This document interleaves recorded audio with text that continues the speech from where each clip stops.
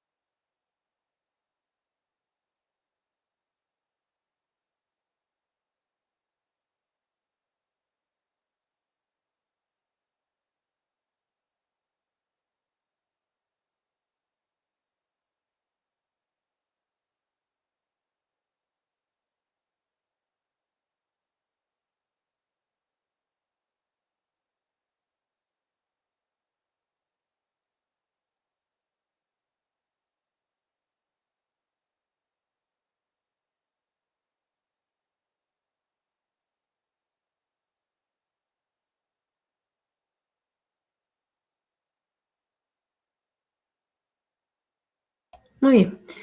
En torno al producto académico que se va a presentar como fecha límite el 2 de abril, este producto académico, esta ficha que ustedes ven acá, la pueden descargar del aula virtual en la parte final de la unidad número 1.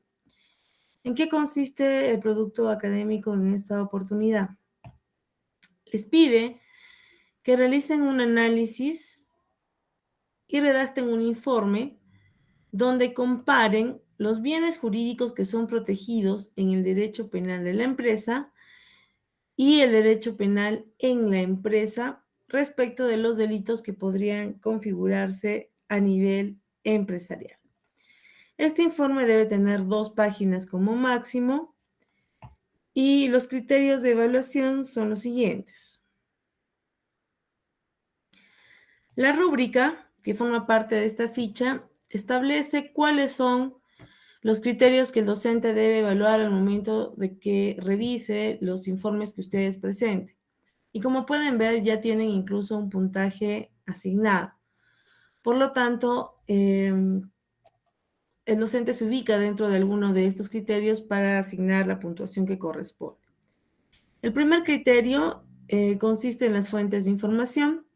Es necesario que ustedes cuenten en su informe con una variedad de reconocidas fuentes de información. Nos estamos refiriendo a libros, a jurisprudencia, básicamente, ¿no?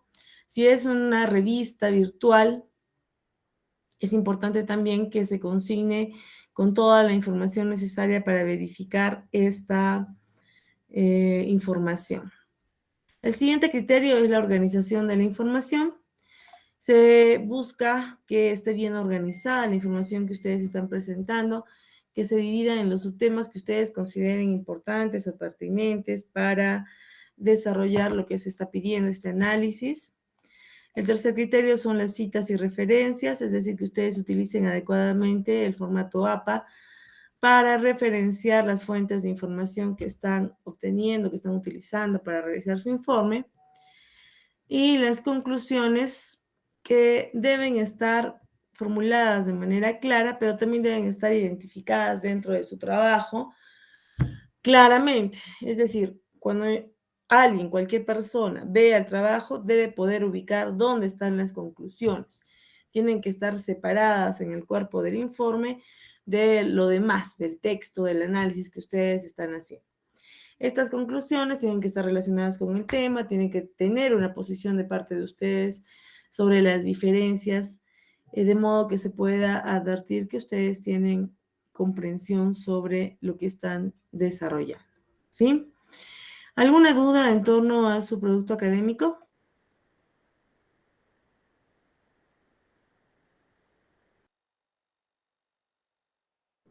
No, doctora, de mi parte quedó claro que debemos realizar un informe, ¿no? Con una introducción, un desarrollo y unas conclusiones y que debe existir una coherencia. Muy bien, perfecto, Ingrid, muchas gracias. Muy bien. Estoy teniendo problemas para descargar su sílabo, así que voy a tratar de hacerlo en la segunda parte de la sesión del día de hoy. Vamos a avanzar con la parte teórica, ¿sí? Denme un momento.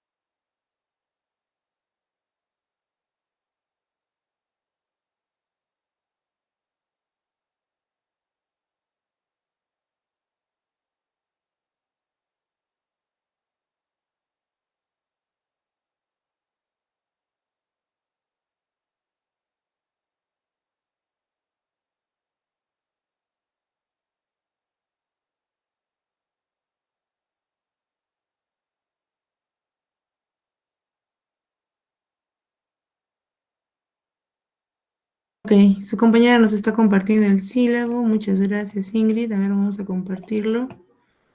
Miss, pero ¿sabe qué pasa? Parece que hay Sí. un error, porque por ejemplo está como título el archivo, Ujú. y ahora que lo estoy revisando, por ejemplo, descarga el sílabo de penal parte especial 2.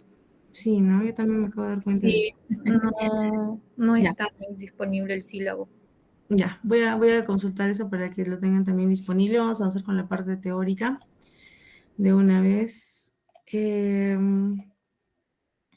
En esta primera parte de Derecho Penal Empresarial, vamos a ver las generalidades del derecho penal económico o derecho penal empresarial que rigen o que dan la importancia, la relevancia a lo que es el derecho penal como tal.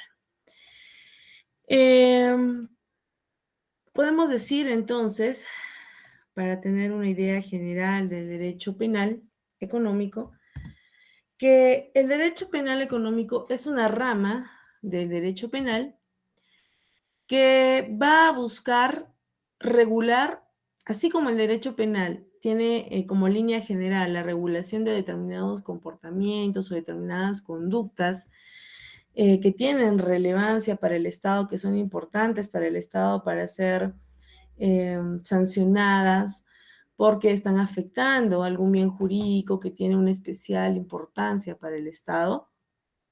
En el caso del derecho penal económico, estas conductas que son calificadas como delitos son aún más especiales, son aún más identificables, están más seccionadas porque son aquellas que van a lesionar el bien jurídico entendido como el orden económico desde una perspectiva general.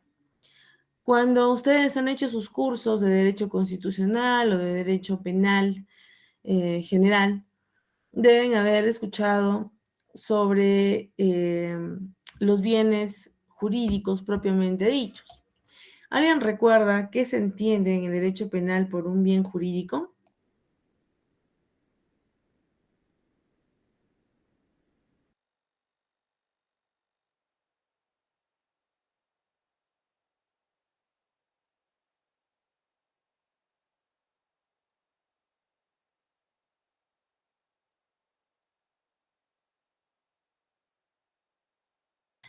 A ver, un bien jurídico viene a ser, muy bien, por ejemplo, la vida, la salud, vienen a ser aquellos derechos o aquellas facultades que el Estado ha garantizado a la sociedad como parte del bien común que está buscando proteger, que finalmente es la razón de ser que tiene el propio Estado. Entonces, en el derecho penal empresarial, en el derecho penal económico, la conducta que va a observar el derecho penal, que va a estudiar el derecho penal, gira en torno a la afectación del orden económico, que viene a ser el bien jurídico, cuyo titular inicialmente es el Estado. Porque el Estado, en representación de la sociedad, es el encargado de mantener ese orden económico y que como consecuencia de ello exista o se mantenga el bienestar común. Para Gorsuch, el derecho penal económico regula los comportamientos descritos en las leyes que lesionan la confianza en el orden económico vigente con carácter general o en alguna de sus instituciones en particular y por tanto ponen en peligro la propia existencia y las formas de actividad de ese orden económico. Para el profesor Abanto Vázquez, el derecho penal económico es una subdisciplina de derecho penal, dentro del cual se analiza un grupo de delitos estrechamente vinculado con el funcionamiento del sistema económico, debido a la inevitable interrelación entre el derecho penal y el derecho extrapenal. Entiéndase las diferentes ramas del derecho que están relacionados con temas económicos, como es el derecho tributario, como es el derecho civil, derecho contractual, etcétera, etcétera. Por ello, resulta inevitable también que se comience a analizar a la empresa, es decir, al ente colectivo. El siguiente concepto que debemos tener claro es el que se denomina delito económico. Para definir un delito económico existen dos corrientes. La primera, la corriente restrictiva, que nos dice que el delito económico viene a ser una infracción cuando vulnera el interés del Estado en la permanencia y conservación del orden económico. Para Samuel Wergen es que los delitos económicos son aquellos comportamientos descritos en las leyes que lesionan la confianza en el orden económico vigente con carácter general o en alguna de sus instituciones en particular, y por tanto ponen en peligro la propia existencia y las formas de actividad de ese orden económico. La corriente restrictiva señala o establece como primer concepto, primer peldaño del derecho penal económico en 1949, por Smith, quien establece la existencia y la necesidad de la creación de una subrama del derecho penal económico, que tiene como bien jurídico protegido tutelar precisamente el orden económico existente.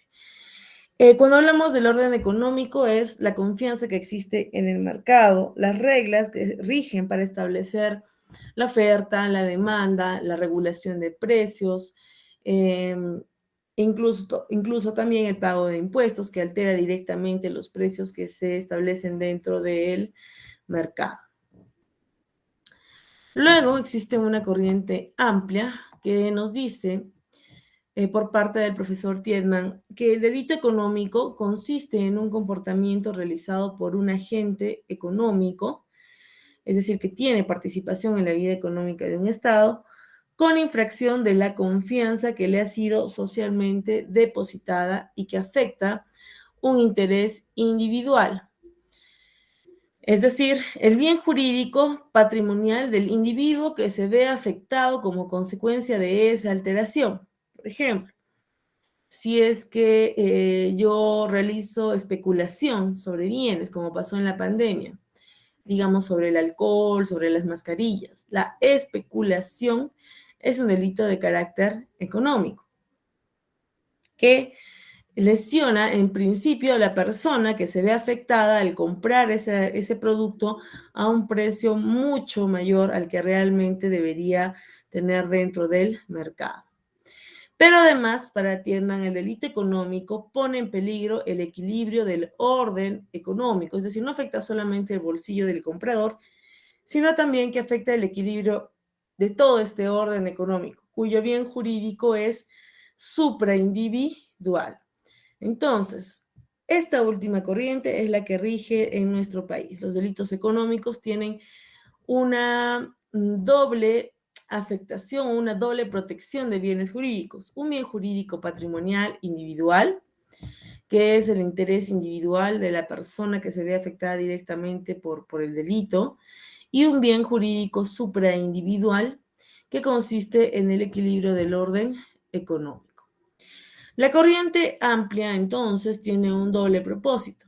En primer lugar, busca entender el orden económico, el orden público que gira en torno a la regulación jurídica de la producción, distribución y el consumo de bienes y servicios.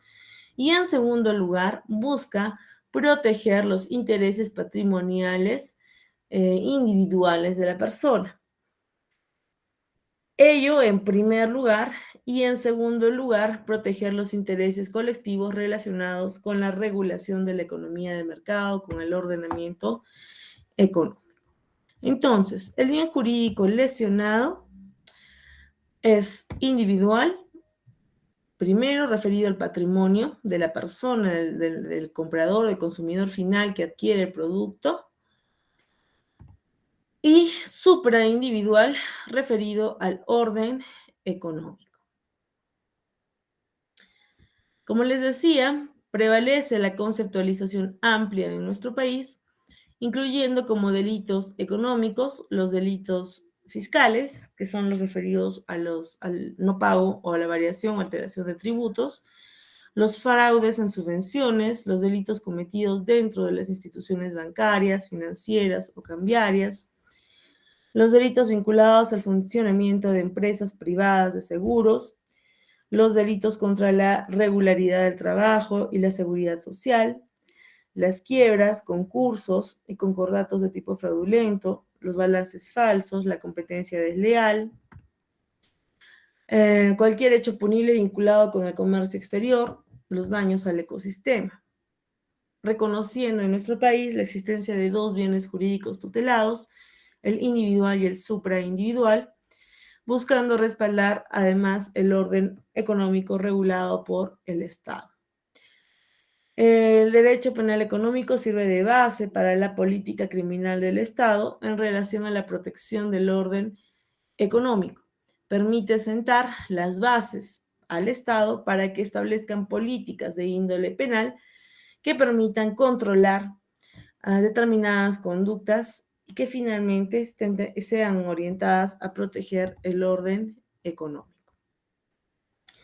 ¿Qué características tiene el derecho penal económico? La primera de ellas, como ya lo hemos estado diciendo bastante, es la pluralidad de bienes jurídicos protegidos, uno individual y otro supraindividual. Además de ello, esta va a depender de la estructura social, del tiempo en el que se regulan las conductas, lo que se puede considerar delito en algún momento puede variar con el tiempo, con la variación de la política.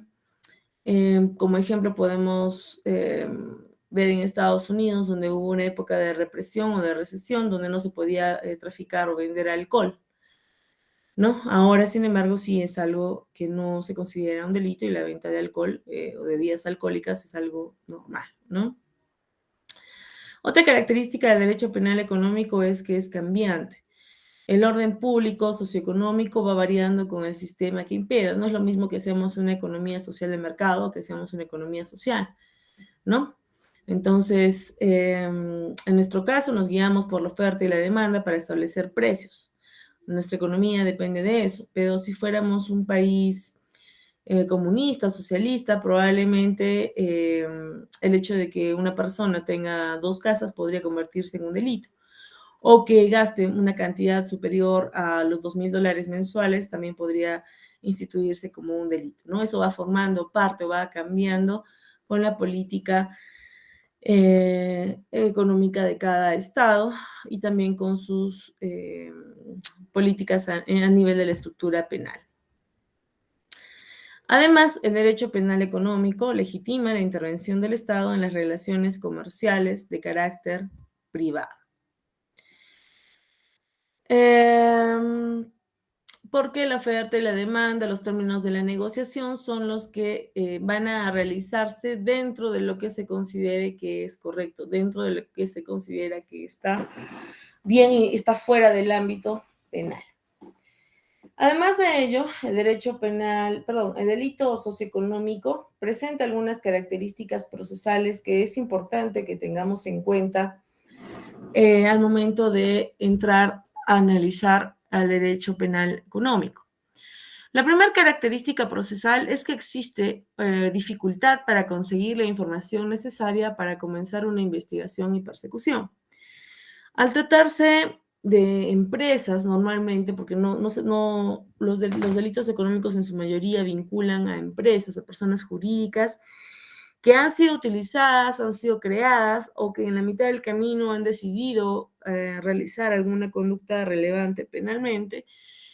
Y las características socioeconómicas o los delitos económicos van a tener una gran cantidad de información que en la mayoría de casos está muy bien oculta, ¿no? Está muy bien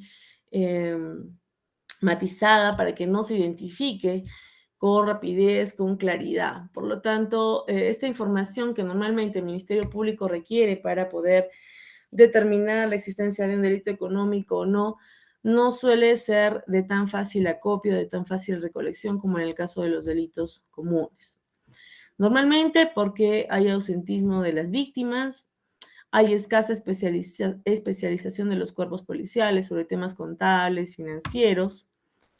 Existe inmediatez física y temporal entre el autor del delito y el conocimiento del delito, porque normalmente cuando se usa la persona jurídica para cometer el delito y cuando se comete el delito hasta el momento en el que se descubre la comisión del delito transcurre una cantidad de tiempo importante, ¿no?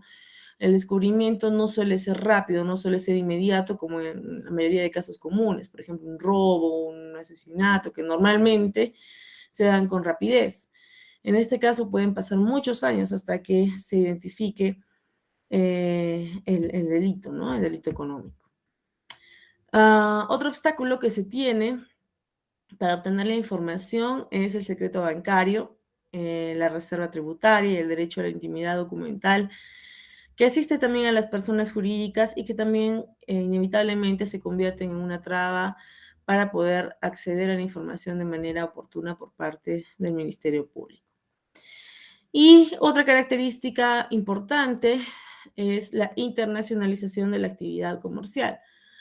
No es raro ver que la mayoría de las empresas tiendan siempre a realizar, especialmente las empresas que tienen estos delitos, que cometen estos delitos, a realizar actividades internacionales, ya sea exportación o importación, pero que tengan sucursales en otros países, de modo que el movimiento del dinero, de la documentación, sea tal que es difícil rastrear, más aún con los problemas de tiempo, con los problemas de especialización y ahora la internacionalización de la actividad comercial, ¿no? Otro problema a nivel procesal es la complejidad de los casos y de la investigación. Se requiere de conocimientos específicos para poder hablar sobre la identificación de los delitos económicos. Estos conocimientos específicos requieren entonces que sepamos sobre, o que quienes investigan, quienes están tratando de rastrear el delito, tengan conocimiento sobre derecho tributario, derecho financiero, derecho económico, derecho civil, ¿no? ¿Alguien tiene abierto su micro? ¿Y a cuánto más lo habían comprado?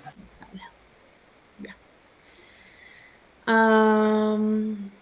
¿De qué estábamos hablando? Doctor, ¿esto en el gran número de sospechosos? Muy bien, gracias. Existe también un gran número de sospechosos y delitos conexos, porque al hablarse de una persona jurídica, es decir, de una gran estructura, hay muchas personas que intervienen y obviamente no todos van a tener conocimiento de la comisión del delito, o sea, sería muy difícil, salvo que hablemos de personas jurídicas como las empresas fantasma, las empresas fachada, ¿no? Donde realmente solamente existe un gerente y los demás son personal fantasma, ¿no?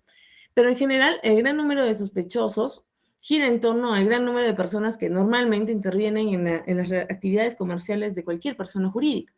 Entonces, la labor de investigación, tanto de la policía como del Ministerio Público, debe estar orientada precisamente a tratar de cernir, por decir así, las personas que trabajan realmente dentro de la actividad comercial y las personas que sí están vinculadas al delito económico. Además de ello, la identificación oportuna de delitos conexos al delito económico. Por ejemplo, al lavado de activo tiene que haber necesariamente otros delitos conexos como la defraudación tributaria, de repente el contrabando, falsificación de documentos, falsa declaración en procesos administrativos, etcétera, etcétera, ¿no?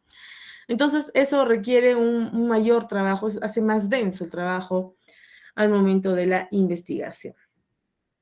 En consecuencia, se requiere de un mayor número de recursos humanos y materiales para poder llegar a buen puerto con la labor de investigación. Otra característica importante que genera también cierta dificultad en la labor de investigación es que en los delitos económicos el sujeto activo tiene un elevado grado de cultura. Es decir, no es una persona con escasa inteligencia o torpe o que haya actuado por necesidad.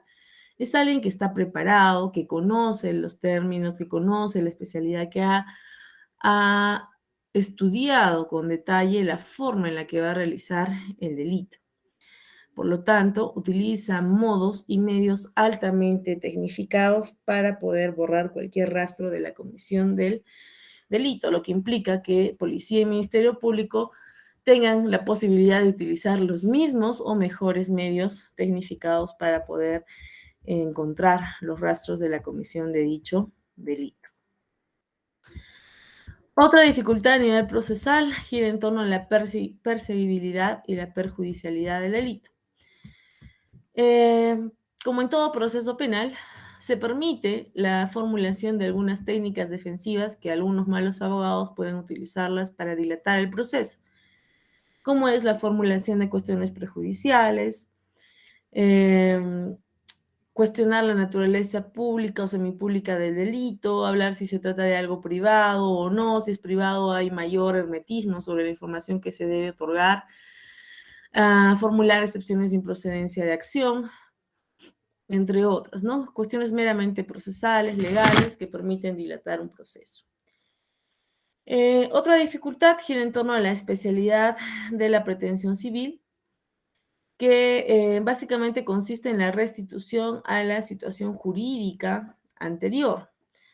Por ejemplo, si es que se trata de entregar dinero que ha sido mal habido, que es que ha sido lavado, a veces es muy difícil de establecer, pues, puesto que el dinero, que forma parte del lavado de activos, por ejemplo, se mezcla con dinero que realmente ha sido obtenido producto de una actividad lícita, legal. Entonces, ¿cómo establecer cuál es el dinero mal habido y cuál es el dinero que ha provenido de una actividad comercial? Además de ello, la mayoría de veces el dinero no permanece bajo la posesión, bajo la disposición de la persona que comete el delito, sino que muchas veces es utilizado para adquirir bienes, para pagar planillas, para hacer movimientos que permita perderle el rastro al dinero. ¿Hasta aquí alguna duda, alguna pregunta en torno a las generalidades de derecho penal?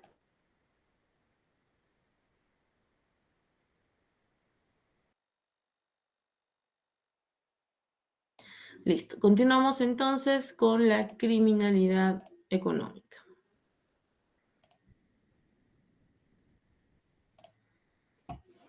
Doctorita, por favor, las diapositivas están colgadas. Las cuelgo al final de la sesión. Ok, muchas gracias. Ok. En el siglo XIX, como consecuencia del sistema económico que rige en aquellas épocas donde gira la era industrial, aparecen una conmoción, una variación en la mayoría de sociedades que se fueron industrializando, ¿no? Capitalizando, que era que existían condiciones laborales de los trabajadores ínfimas, bajas, que no satisfacían las necesidades de la sociedad, y también iba creciendo a la par con ello un afán de querer ganar más, de ganar mucho más de lo que se tenía y de emerger de la clase social a la que se pertenecía. La criminalidad económica es entendida como el conjunto de comportamientos delictuosos cometidos en el marco de las relaciones económicas mediante la explotación abusiva de la confianza necesaria para el desenvolvimiento de la vida económica y perjudicial para la libre expresión de la voluntad de los actores económicos. En los últimos 10 años, la criminalidad económica ha tenido un despunte. Se advierte cada vez más la existencia de delitos económicos donde las personas jurídicas participan activamente para la perpetración de estos delitos. Sin embargo, lo cierto es que este crecimiento no corresponde a la realidad, pues los casos que se conocen son muy pocos en torno a lo que realmente sucede, existiendo cifras negras que no se han podido esclarecer o transparentar para dar un muestreo real de qué tanto se está utilizando a las personas jurídicas para cometer delitos económicos. Este crecimiento de los índices de criminalidad económica tiene diferentes causas. Una de ellas es que se ha tomado conciencia de que existe este tipo de criminalidad económica en el que se utilizan las personas jurídicas para cometer los delitos. Otra causa es que hay un reforzamiento de la represión a nivel internacional. La mayoría de estados tienen alianzas, tratados internacionales que luchan contra el tráfico ilícito de drogas, la criminalidad organizada, el lavado de activos y el terrorismo. Todos estos delitos giran y han encontrado en los últimos años una oportunidad a través de las personas jurídicas para cometer diferentes delitos, para ocultar las ganancias que provienen de estos delitos grandes, ¿no? Entonces, la política criminal internacional en su mayoría de casos tiene una fuerte represión actualmente, lo que sin lugar a dudas ha generado una respuesta de mayor sofisticación para poder perpetrar o continuar perpetrando estos delitos. Otra causa está referida a las condenas que se imponen, ¿no? En algunos casos nunca se logra imponer la condena porque no se logra probar, por ejemplo, en el Perú, quién es la persona que ejecuta o realiza la conducta. Y en algunos otros casos realmente no se logra encontrar a la persona que realiza la conducta. Y la siguiente causa, la más importante y a la que se le ha dado mayor atención, son las medidas de control en el seno de la empresa. Antes, las personas jurídicas no sabían lo que era un sistema de compliance o de prevención. No sabían qué era un oficial de cumplimiento. No sabían qué era la responsabilidad empresarial, social empresarial. Ahora esto ha cambiado. En nuestro país, como sabemos, prima el principio del societas delinquere in no potest, que establece hasta el día de hoy que una persona jurídica no puede cometer un delito, solamente puede cometerlo una persona natural. Sin embargo, lo que sí existe es la responsabilidad, entre comillas, administrativa, que el derecho peruano le ha dado a la persona jurídica. Es decir, la persona jurídica, si bien no puede ser sancionada, por ejemplo, por el delito de fraude en la administración de persona jurídica o por el delito de lavado de activos, sí puede ser sancionada por aquello que no hizo debiendo hacerlo, es decir, por obviar, por no cuidar, no controlar sus actividades a nivel interno a su personal, lo que habría facilitado o permitido que se perpetre el delito. Y les digo entre comillas administrativo porque las consecuencias o las sanciones administrativas que se le imponen a la persona jurídica en el Perú son el equivalente a las sanciones penales que se le imponen a las personas jurídicas en cualquier otra parte del mundo. E incluso nuestro Código Penal, en el artículo 105, establece sanciones como consecuencias accesorias que se deben imponer a las personas jurídicas en determinadas circunstancias donde se acredita que éstas han intervenido en la comisión de los delitos, de determinados delitos. Entonces, lo que ha tratado de hacer el legislador es evitarse el engorroso trámite de variar el Código Penal y ha creado una ley a través del decreto 1365 para poder establecer una sanción, una consecuencia para la persona jurídica con la finalidad de obligarla a tomar medidas de control a todas las personas jurídicas dentro de su propia organización con la finalidad de identificar a tiempo y denunciar a tiempo la comisión de delitos de carácter económico, ¿no? Como el lavado de activos, como la defraudación, entre otros. En relación al derecho penal económico y la criminalidad económica, podemos decir que el derecho penal económico tiene una estrecha relación con el sistema económico. Los fundamentos y los límites que tiene este derecho penal están establecidos en la Constitución. El derecho penal debe pasar por un trámite especial, el derecho penal económico, por una suerte de permisos especiales para acceder a la limitación de derechos fundamentales que la Constitución protege, como es el secreto bancario, el secreto de las comunicaciones y la información tributaria. En relación a la función que tiene el derecho penal económico, existen dos corrientes. Una de ellas nos dice que su función es motivar a las personas a que no cometan actos contrarios a los bienes jurídicos protegidos por el derecho penal. Esta corriente supone la existencia de que existe un vínculo psicológico entre el mandato normativo, entre lo que dice la ley, y el comportamiento de las personas. De modo que el derecho penal, a través de las normas que se emiten, debe influir en la motivación de las personas, de modo que haga que éstas desistan de la comisión del delito económico, es decir, tener un efecto de prevención general negativa. Yo no voy a cometer este delito porque está prohibido, no voy a realizar esta acción porque está prohibida y hay una sanción como consecuencia.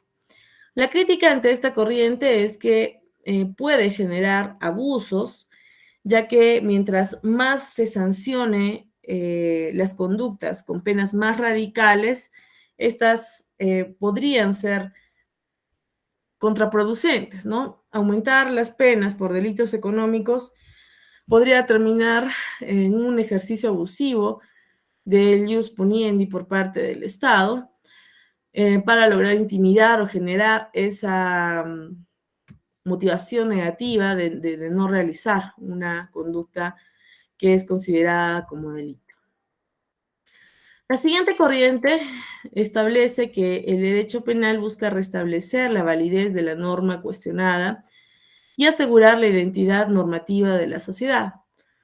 Para ellos, para esta corriente, el derecho penal interviene luego de que es cometida la infracción, no al inicio, como lo decía la corriente anterior. Por lo tanto, no realiza una motivación sobre las personas. Lo único que hace es restablecer la validez comunicativa de la norma violada, es decir, impone la sanción como consecuencia de la infracción de la norma y el mensaje social es, ok, si es que yo realizo la conducta que está prohibida por la norma, la consecuencia es que sí van a imponerme la sanción, ¿no? No es solamente una amenaza, sino que se va a traducir en una consecuencia real para mí. Entonces, al ser el sistema económico dinámico, el derecho penal económico debe adaptarse constantemente para no ser una carga en la vida económica y su función debe girar en torno, creo yo, no solo a la prevención, sino también al restablecimiento de la validez de la norma. La intervención del Estado, entonces, debe garantizar la existencia y la estabilidad del sistema económico, utilizando ambas corrientes para tratar de establecer ese equilibrio, mantener ese equilibrio económico y minimizando al máximo las consecuencias negativas de las conductas típicas realizadas por los sujetos activos. Muy bien. ¿Alguna duda, alguna pregunta de esta primera parte de nuestra sesión?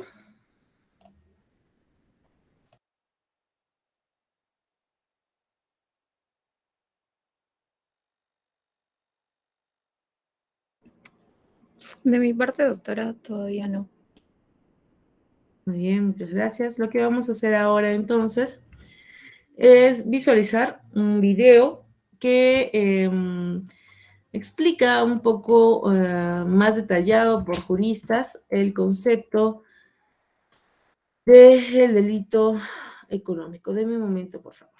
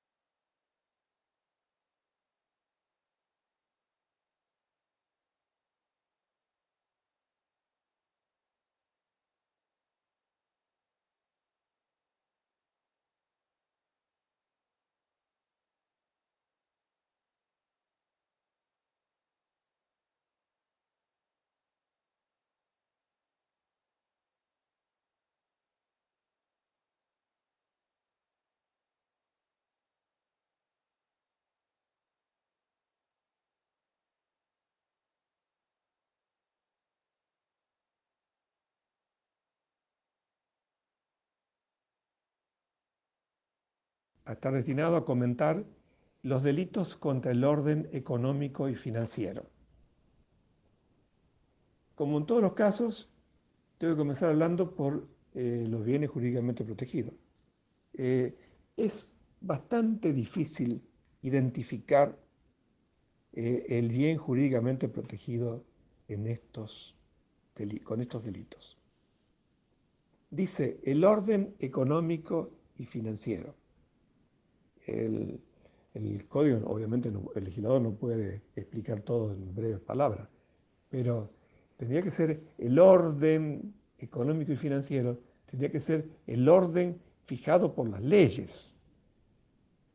O sea, cómo tienen que moverse, en su caso, los valores, cómo tienen que moverse el dinero, cómo tienen que moverse los bienes, conforme a la ley.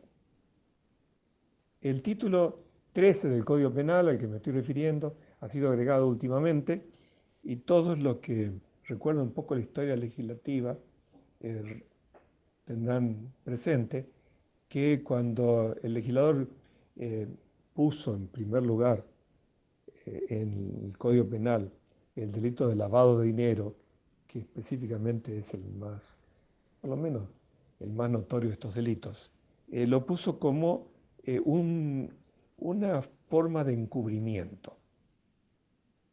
El encubrimiento, como vimos en su momento, o expliqué en su momento, el encubrimiento es aquella acción del sujeto que aparece después de que se haya cometido un delito y lo hace para ayudar al autor o, en su caso, para adquirir los bienes provenientes del delito. La estructura que le dio el código era una estructura un poco compleja porque debía demostrarse el delito previo. También recordarán quienes han seguido la historia penal de los últimos tiempos que hubo organismos internacionales que exigieron a la Argentina el cumplimiento de tratados que la Argentina ha suscrito y que le diera otra forma, otra redacción a estos delitos, sobre todo el delito de lavado de dinero. Entonces, aparece ahora el título del 13 del Código Penal comprendiendo el lavado de dinero y otros delitos de características semejantes, atentando contra el orden económico y financiero del país y con repercusión, como vimos o como dije recién, del terreno internacional, también con el interés de otros países, o por lo menos los países que han suscrito estos convenios internacionales, de que se persigan los hechos que dan lugar al lavado de dinero. O sea, las consecuencias del tráfico de droga, el tráfico de personas y la financiación del terrorismo internacional, etc.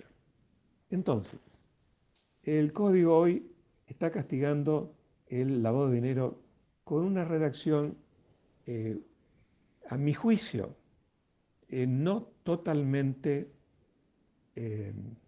correcta, por varias razones.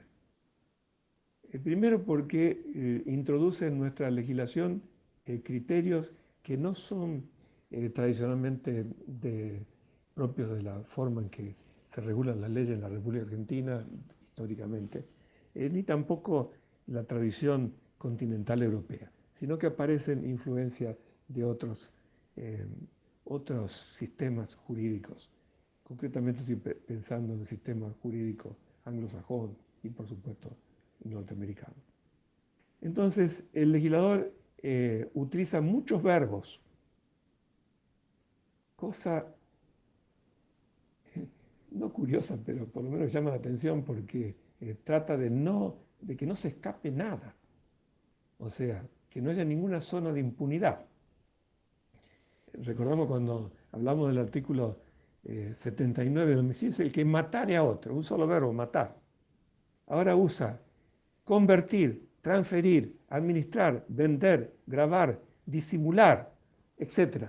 Dice, o de cualquier otro modo pusiese en circulación bienes provenientes de un ilícito penal, con la consecuencia posible de que el origen de los bienes originarios, repite la palabra, lo cual es un defecto de técnica legislativa, o los subrogantes adquieran la apariencia de un origen ilícito. Obviamente está pensando en lavado de dinero. Pero los problemas dogmáticos se plantean. Dice, provenientes de un ilícito penal. Entonces, lo que primero uno se pregunta, proveniente de un ilícito penal, en el proceso debería probarse que efectivamente ese ilícito penal es precedente. O sea, que se quiso evadir aquella cuestión del encubrimiento dándole una reacción bastante parecida.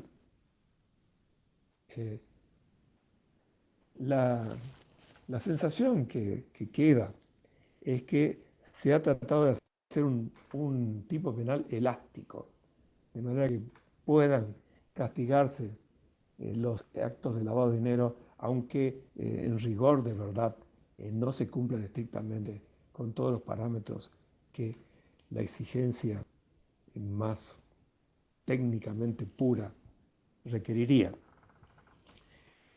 Además, hay otro problema de interpretación con las palabras utilizadas.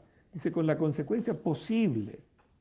O sea, no está hablando de una certeza de que esos bienes originarios o los que hayan sido adquiridos en su caso con ellos, adquieran la apariencia de un origen lícito.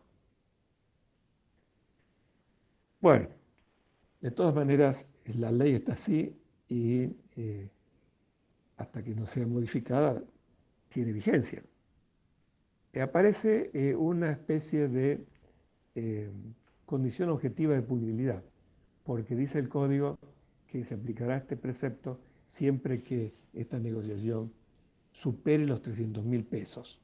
La inflación va corriendo, los 300.000 pesos para un negocio así del narcotráfico o el tráfico de personas ya sería insignificante. Pero dice también que será castigado una pena menor cuando el sujeto haga esto y no llegue a la cantidad de los 300.000 pesos. Lo importante para destacar es que el código está diciendo que también se castigarán los hechos, aunque el hecho primigenio que dio origen a esta sucesión de conductas haya sido cometido fuera del ámbito espacial de aplicación del Código Penal argentino, lo cual también crea una necesidad de alguna interpretación. Nuestro código dice, los delitos el Código Penal se aplicará a los delitos cometidos en el territorio de la nación argentina, otros lugares sometidos a su jurisdicción, con lo cual el ámbito territorial está constreñido a esto. Pero dice este código, esta ley, que es ley también, igual que el artículo 1 del código, que se aplicará aunque los delitos primigenios hayan sido cometidos fuera del ámbito de aplicación del código. Quiere decir que puede ser en cualquier otro país. Con la condición que el hecho primigenio hubiese estado sancionado con pena en el lugar de su comisión. Quiere decir que tendría que haber una doble tipificación. Es importante, no lo voy a reseñar en forma puntual ahora, pero que se sanciona a las personas jurídicas.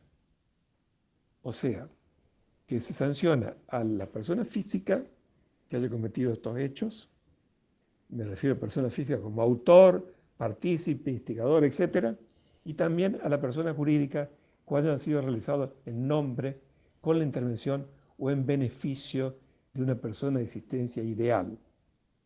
Y las sanciones son graves. Recuerdo ahora que el anteproyecto del Código Penal, que se está en este momento analizando, contiene un título de la parte general que aplica la sanción a la persona jurídica cuando las leyes se remiten a ellas, lo cual es una especie de anticipo quizás, anticipo en materia de regulación en la parte general de sanciones para las personas jurídicas que están presentes en distintas leyes penales especiales y en este caso en el propio Código Penal. La innovación de este proyecto, el proyecto convertido luego en ley, es que habilita al juez a tomar medidas cautelares desde el inicio de las actuaciones judiciales. Es decir, que el juez obviamente puede secuestrar bienes, dinero, efectos, valores, etcétera, desde el comienzo de las actuaciones judiciales. Y además puede decomisar. Y la ley le da la posibilidad de decomisar de modo definitivo sin necesidad de condena penal. Y también esto es, desde el punto de vista de las concepciones tradicionales del derecho, algo cuestionable, porque no hay condena penal y de todas maneras el juez puede decomisar. Pero dice el código, cuando haya podido comprobar la ilicitud del origen y el imputado no hubiese podido ser enjuiciado o condenado por distintas razones, o por la muerte, o por la prescripción, o por la ausencia, etc., o hubiese reconocido la procedencia o el uso ilícito de los bienes. La reforma que se introdujo en el Código Penal, en época relativamente reciente, también está dirigida al terrorismo. Así como en la parte general del Código hay una serie de agravantes con respecto al terrorismo, acá en este título 13 se castiga la financiación, el financiamiento en realidad, del terrorismo. Dice, se castiga que con intención, a sabiendas de que serán utilizados estos bienes para incentivar y además apoyar económicamente al terrorismo, tendrán el castigo que contempla este precepto. Y a continuación, y para terminar, hay dos cláusulas del Código Penal que también han sido introducidas con motivo de la sanción del título 13, que es el uso indebido de información privilegiada. O sea, el director, en fin, la persona de jerarquía, del nivel jerárquico de una sociedad emisora de acciones o de títulos, valores negociables, utilice o suministre información a la que haya tenido acceso en ocasión de su actividad y lo haga para la negociación, cotización, compra, venta o liquidación de valores negociables, es reprimido con esta disposición del Código Penal. Obsérvese que ya no se refiere a funcionarios públicos, sino que se refiere al personal jerárquico o directivo, en su caso, de este tipo de entidades. Aquí también está reflejado el por qué se le llama al título, por qué tiene la denominación del título, delitos contra el orden económico y financiero. Porque lo que se trata de resguardar es que estas personas que tienen cargos importantes en estas empresas no lo utilicen de la manera ilícita en que el código lo está previendo. Y también contempla finalmente como maniobras financieras delictivas aquellos empleados o funcionarios de nivel de entidades financieras y de aquellas que operen en el mercado de valores que insertando datos falsos o mencionando hechos inexistentes, documentaren contablemente una operación crediticia, activa o pasiva de valores negociables con la intención de obtener un beneficio o causar un perjuicio. Lo que significa que dolosamente estas personas están manipulando la información que técnicamente tiene que ser conforme a la ley comercial, obviamente, para obtener un beneficio o causar un perjuicio. Es una innovación en la legislación argentina que tiene este sentido. Y también está castigado a los que reciban indebidamente dinero o algún beneficio económico como condición para celebrar operaciones crediticias, financieras o bursátiles. O sea, así como antes, en algunos títulos anteriores, capítulos anteriores, se hablaba del cohecho referido a un funcionario público, acá sería el paralelo del cohecho referido a entidades privadas de esta naturaleza.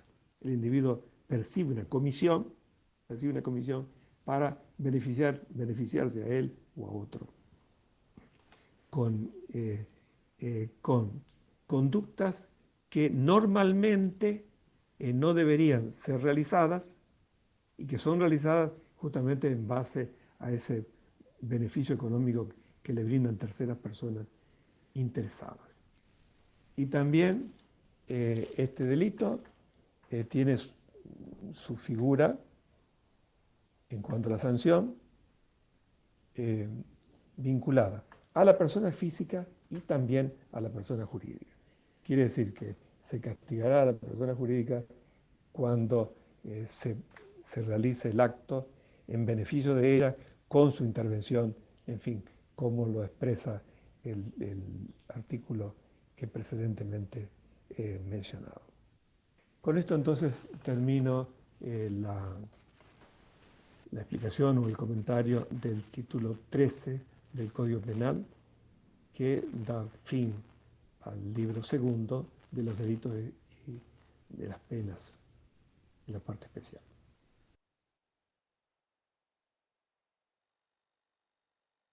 Muy bien. ¿Alguna duda, alguna pregunta en torno a lo que hemos hablado y a este video? Doctora, estoy entendiendo, por ejemplo, que el derecho penal empresarial se va a encargar en cuanto, por ejemplo, hay empresas, como usted antes había mencionado, que se crean y quizá esa empresa no forma de una manera lícita, sino tan solo es quizá como llamándolo algo coloquial como una fachada y puede ser lavado de activos, algo así. Correcto. En la mayoría de circunstancias que son evaluadas por el derecho penal económico, derecho penal empresarial, se advierte que las personas jurídicas o son utilizadas para realizar actividades comerciales legales y a la par actividades ilícitas, o muchas veces son creadas para realizar únicamente actividades ilícitas. Y ese es el escenario en el que el derecho penal económico debe entrar para regular no solamente la actividad que realiza la persona jurídica, sino específicamente las personas naturales que actúan al interior de ella. Porque la persona jurídica viene a ser como un caparazón que es utilizado precisamente para perpetrar los delitos.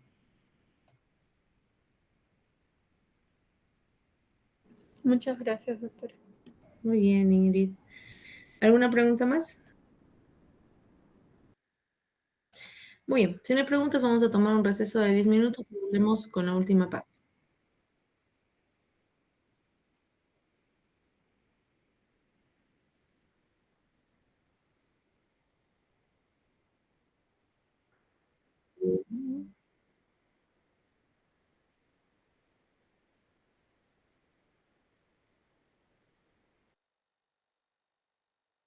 Listo. 10 minutos entonces de receso y volvemos con la última parte.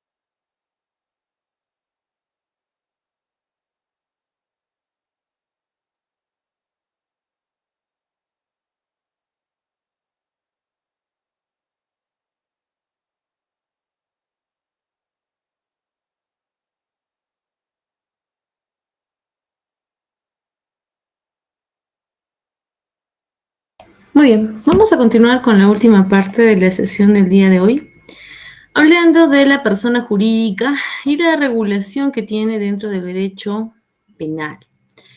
Y como ya lo hemos comentado junto con su compañera en al terminar la visualización del video, la persona jurídica tiene un rol importante, tiene un rol fundamental en relación a el derecho penal económico, porque precisamente la persona jurídica suele ser el instrumento que participa activamente en la comisión de los delitos económicos.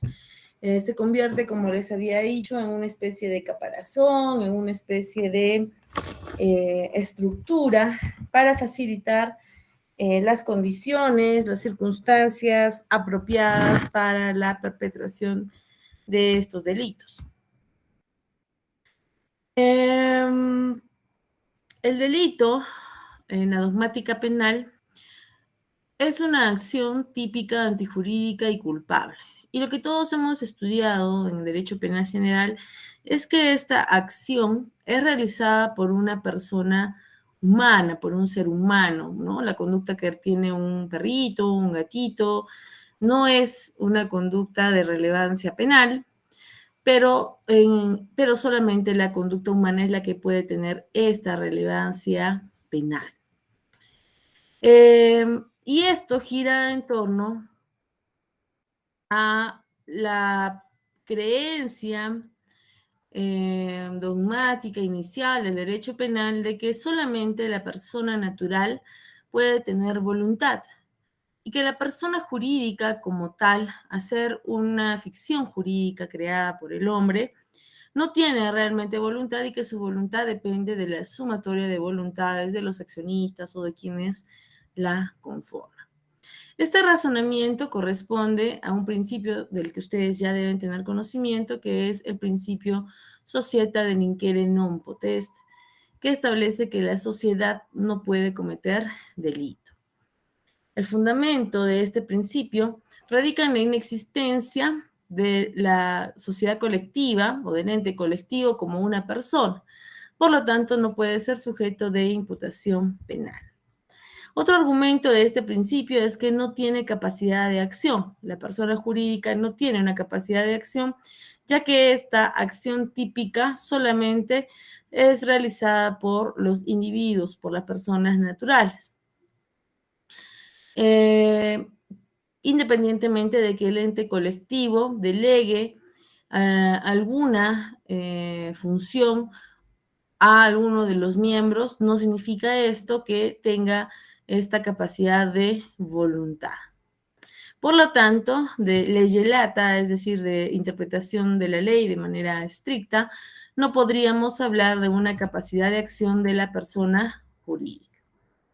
Otro razonamiento, otro fundamento de società delinquere non potest es que la persona jurídica es incapaz de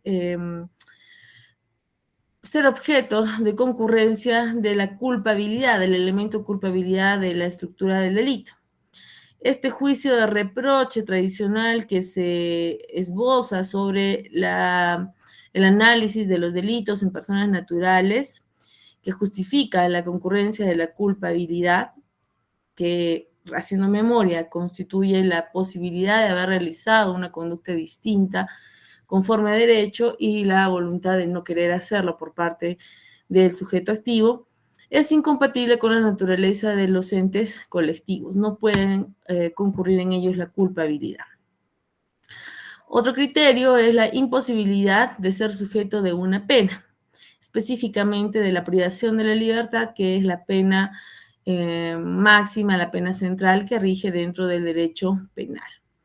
El catálogo de las penas que prevé el derecho penal para los individuos gira en torno a la restricción de derechos individuales que corresponden con la naturaleza propia humana, como es el trabajo comunitario, como es la libertad propiamente dicha, ¿no?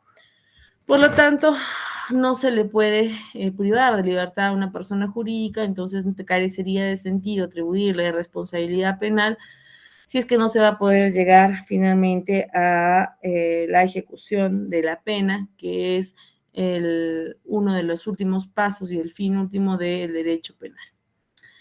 Otro razonamiento de Societas Delinquere no potest es que los fines de la pena, de la prevención especial, no tienen sentido en las personas jurídicas, pues no se puede resocializar a una persona jurídica, que es lo que se busca a través del derecho penal al aplicar las penas en las personas naturales. Otro fundamento es que existe incapacidad procesal, ya que muchos actos procesales, por ejemplo, las declaraciones, las prisiones preventivas, los reconocimientos de documentos, etcétera, etcétera, no pueden ser cumplidos por una persona jurídica. Necesariamente tiene que intervenir una persona natural. Otro argumento del principio de Società Delinquere no potest es que existe una necesidad político-criminal, ya que existen medidas civiles, medidas administrativas que sí podrían corregir la participación de las personas jurídicas en la comisión de determinados delitos, y por lo tanto no existe realmente la necesidad de recurrir al derecho penal. Más aún, máxime si hablamos y reconocemos que el derecho penal es la última ratio en la administración del ius puniendi del Estado. Por tanto, debería ser el Estado quien a través de sus facultades use otras ramas del derecho, a diferencia del derecho penal, para poder sancionar a las personas jurídicas. Sin embargo, este criterio de Società Delinquere no potest es un criterio que ha ido quedando desfasado a lo largo del tiempo y que finalmente en una etapa de evolución que aún no ha llegado en su totalidad al Perú, ha variado, ¿no? El derecho penal económico surge como una respuesta a la realidad que enfrentamos la comunidad internacional frente a la comisión de delitos a través del uso de las personas jurídicas. Es aquí cuando el derecho penal económico aparece para poder combatir de una manera eficiente ciertas conductas de relevancia penal que hacen participar o involucran la participación de la persona jurídica. Por ejemplo, veamos en esta fotografía, hablamos de terrorismo, hablamos en nuestro país que tanto tiempo ha sido azotado por Sendero Luminoso, por el MRTA y que aún sigue teniendo algunos brotes en la parte del Brain. El delito de lavado de dinero, de narcotráfico, cuyo máximo representante en Latinoamérica es Pablo Escobar, un colombiano que tenía tanto dinero, tal cual como lo ven en esta fotografía, que tenía que enterrarlo literalmente en sus haciendas y se llegaba a podrir con la tierra, porque ya no sabían qué gastar ni dónde poner, producto del tráfico de droga. La corrupción. Somos uno de los pocos países que cada presidente, los últimos 5 presidentes que hemos tenido, han terminado presos, ¿no? Todos por temas de corrupción. Y es más, a excepción de Fujimori, si no me equivoco, todos los demás están vinculados a una persona jurídica que es Odebrecht. El tráfico de drogas, como les decía, y el lavado de dinero propiamente dicho, ¿no? El lavado de dinero consiste, si es que ya no lo han estudiado, en el uso de el dinero que proviene de una actividad ilícita, que puede ser el tráfico de drogas, el terrorismo, la prostitución, el proxenetismo, corrupción, secuestro, etcétera, etcétera. Ese dinero que producen esas actividades ilícitas tiene que finalmente ser usado, ¿no? Porque la finalidad de quien comete un delito es precisamente obtener un beneficio, ¿no? En la mayoría de veces. Este beneficio que obtiene, este beneficio económico, se traduce en no solamente la recepción de dinero, sino también, por ejemplo, en la compra de bienes, en la compra de una casa, de un carro o cualquier otra situación, crear personas jurídicas, dedicarse a una empresa distinta. La idea del lavado de dinero es poder mezclar el dinero que proviene de una actividad ilícita con una actividad lícita. Y de esta manera lograr que el Estado, los estados, no se den cuenta de la proveniencia ilícita y obtener finalmente el beneficio económico, ¿correcto? Estos delitos que acabamos de ver en las fotografías se caracterizan porque muchas veces, en el 99.9% de veces, los beneficios económicos que producen, primero, su perpetración se va a dar en varios países, no se da en un solo lugar. Segundo, los beneficios económicos que producen normalmente se destinan a ser empleados o ser utilizados en otro país con la finalidad de evitar que sean rastreados. Entonces, estas son las circunstancias en las que el derecho penal económico aparece para dar respuesta a esta nueva realidad, donde hay una sofisticación de los delitos. Hay toda una estructura, una organización criminal realmente que permite o que busca permitir la obtención de estos beneficios económicos de manera impune, ¿no? ¿Y por qué? Porque obtener dinero como consecuencia de la trata de personas, del terrorismo, de la venta ilegal de armas, del tráfico de drogas, e inevitablemente ese dinero que viene fácil, introducido dentro del sistema financiero, dentro del sistema económico de un país, genera desestabilización. Y es precisamente lo que quieren evitar los estados. Por eso el derecho penal económico tiene esa función, empezar a establecer cuáles son las acciones, las conductas que tienen este efecto y que, pese a que sean perpetradas a través del uso de una persona jurídica, necesariamente tienen que ser objeto de una sanción, ¿sí? Muy bien, vamos a quedarnos acá porque ya estamos sobre la hora. No olviden revisar, por favor, su producto académico. Yo espero que la próxima semana ya tengan el sílabo colgado y podamos continuar con esta clase, ¿sí? Nos vemos la siguiente semana. Que tengan un buen fin de semana. Muchas gracias, doctora Nélida. Es un gusto. Hasta la próxima semana. Gracias, Ingrid. Nos vemos. Gracias, doctora. Buenas noches. Hasta luego, Lucía. Hasta luego, doctora. Hasta luego, Joana.